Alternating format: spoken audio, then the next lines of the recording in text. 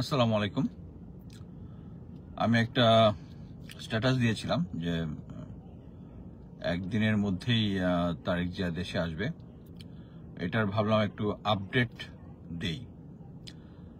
আহ, প্রথম কথা হচ্ছে এখন পর্যন্ত তারেক জিয়া লন্ডন থেকে রওনা দেয়নি, নাম্বার ওয়ান। নাম্বার টু হচ্ছে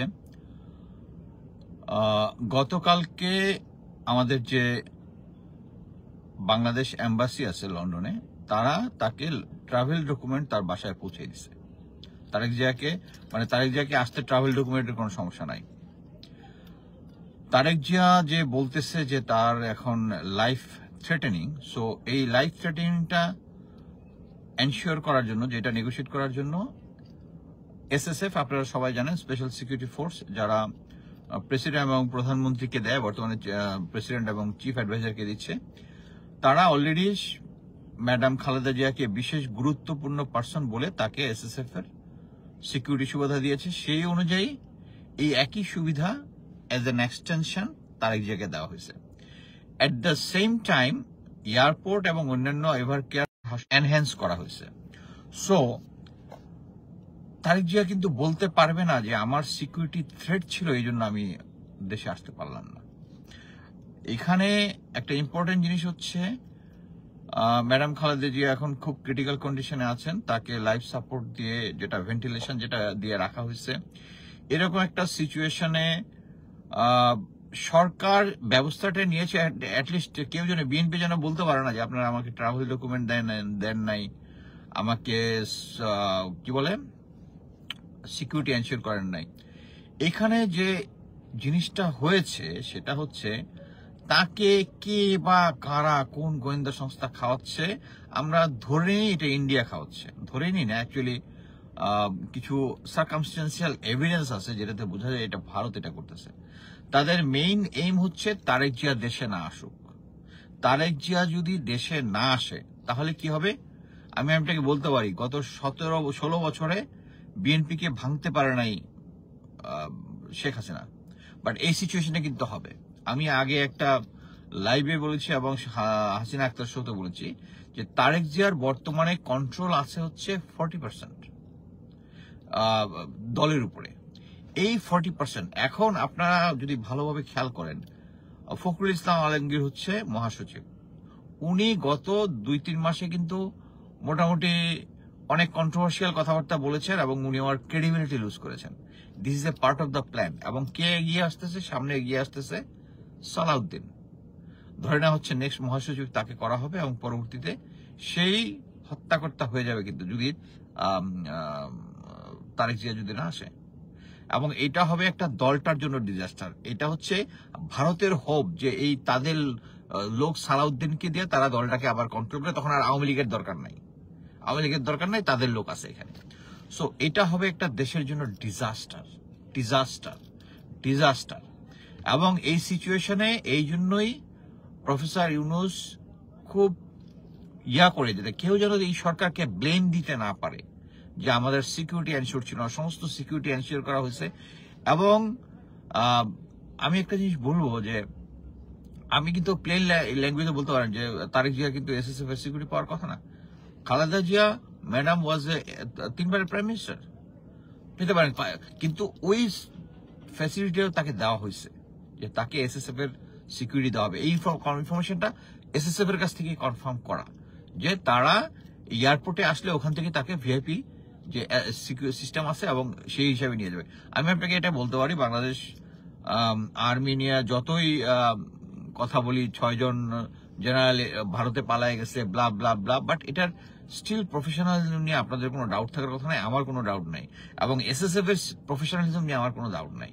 সো উনার, তারেক জিয়ার যত লাইফ থ্রেটই থাকুক না কেন, এই সিচুয়েশনে যদি উনি দেশে না আসে, যদি ম্যাডাম খালেদা জিয়ার ভালো মন্দ কিছু একটা হয়, তাহলে এটার দায় কিন্তু তারেক জিয়াকে নিতে হবে। কাউকে বলতে পারবে না যে এটার জন্য আমি আসতে পারি নাই। এখানে দুইটা জিনিস, একটা হচ্ছে মা, এটা হচ্ছে তার মা। মায়ের একদম ক্রিটিক্যাল সিচুয়েশনে থাকলো না, মানে ছেলে থাকতে পারলো না।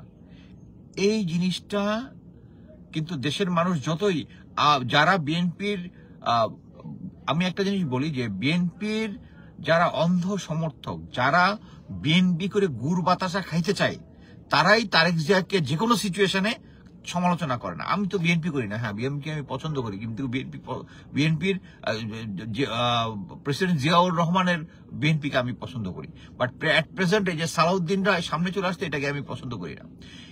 এই সিচুয়েশনে যারা অন্ধভক্ত তারাই তারেক জিয়ার কোনো সমালোচনা করবে না। সমালোচনা করতে হবে। আওয়ামী লীগ সমালোচনা না করতে করতে তাকে ফ্যাসিস্ট ইয়াতে নিয়ে গেছে। আপনারা এখন বলবেন যে আপনি এটা জানেন না, এখানে তার লাইফ থ্রেট আছে, life threat is more important. আরে ভাই, লাইফ ইম্পর্টেন্ট থেকে এখন মোর ইম্পর্টেন্ট হচ্ছে এই জাতীয় বা বিএনপি, বাংলাদেশ ন্যাশনালিস্ট পার্টি, যেটা দেশের ম্যাক্সিমাম লোক সাপোর্ট করে, এই দলটাকে টিকিয়ে রাখা, দলটাকে সামনের নির্বাচনের জন্য রেডি করা। আমি একটা জিনিস বলতে পারি, যদি ম্যাডাম খালেদা জিয়া না থাকে এবং তারেক জিয়া যদি দেশে না আসে, তাহলে it will B a disaster for the country. দল ইটসেলফ তো হবেই, বাট ফর দ্য কান্ট্রি। এখানে ম্যাডাম খালেদা জিয়া নিয়াকে কিন্তু উনি একজন আর্মি হাউসওয়াইফ থেকে শুরু করে কিন্তু উনি এমন একটা পজিশনে গিয়ে পৌঁছেছেন। এখন কিন্তু এই যে যতগুলো এখন বিরোধী দল হচ্ছে বিরোধী দল বলবো না, মানে অন্যান্য দলের মধ্যে আছে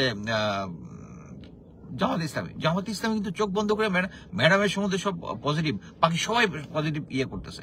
বাট এরকম একটা সিচুয়েশনে তারেক জিয়াকে আসতে হবে। ম্যাডাম খালেদা জিয়া এখন যে পজিশনটা এসছে, দেশের লোকজন 100% লোকজন তাকে যেভাবে দোয়া দুরুদ পড়তেছে তার জন্য, এটা উনি অ্যাচিভ করেছেন। কি করেছেন? তার হাজবেন্ড প্রেসিডেন্ট জিয়াউর রহমান মারা যাওয়ার পরে আমরা সবাই দেখেছি যে কি তার জানাজায় কি পরিমাণ লোক হয়েছিল। ম্যাডাম খালেদা জিয়া তার নিজের যোগ্যতায় এই সেম লিগেসিটা উনি ধরে রেখেছেন। বাট আমি কিন্তু বলবো তারেক জিয়া কিন্তু লিগেসিটা ধরতে পারেননি, এখন পর্যন্ত ধরতে পারেননি।